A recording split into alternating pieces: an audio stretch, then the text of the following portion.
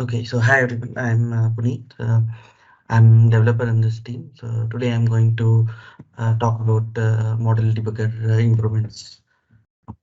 To start with, so we have one issue like where when you have a model with many composite states, the state activation events are getting lost for a couple of states. For example, I just show starting with one model. So here. We have one model which has many composite states. For example, so this is the top capsule, so which has level one and state one as an state. So, and then if I go inside, so the level one has again a couple of composite states, and that is deep state hierarchy level 2 and state 2. And again if I go, so it has again a few more states. So now this has been improved. So if I go to the debug perspective, and if I see in the capture tab, so I added a deep state hierarchy state 1, so which is like the leaf level in the composite state, like level 1 deep state hierarchy 2 and then state 1. So now if I try to trace this like if whatever events happen on this state, so now this will be captured properly. So for example, I'll just switch to the trace tab.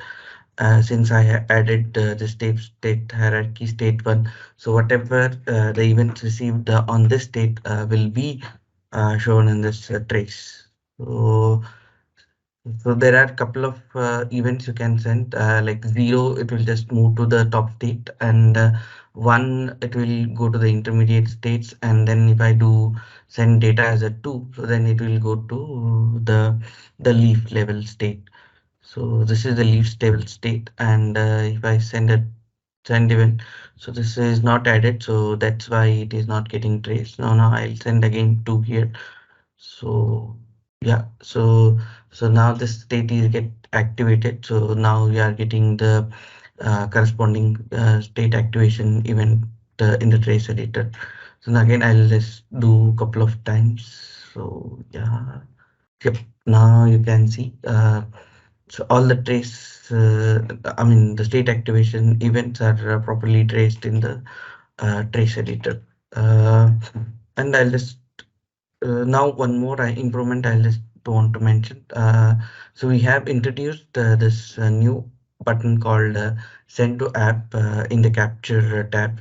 So if you click on this, so it will open a dialog, and as the text mentioned here, so you can add a custom message to your target RTS, and you can refer here handle send to app, like how this has been implemented.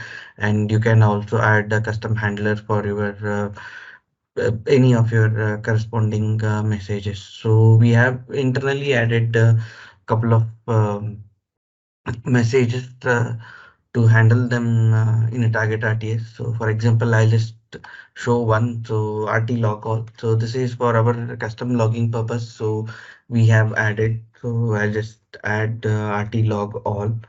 So and if I send here, so it will basically display the corresponding target RTS information, like what the state is monitoring, and what is the corresponding the actor path, basically the capsule path, and which state it is monitoring. So basically this will help in the debugging purpose. Maybe you can also add a couple of messages so that you can do like file handling or any other functionality you want. So you can refer this handle send to app, like how it has been implemented in T-Toolset Observer. So same way you can also customize it. That's one thing.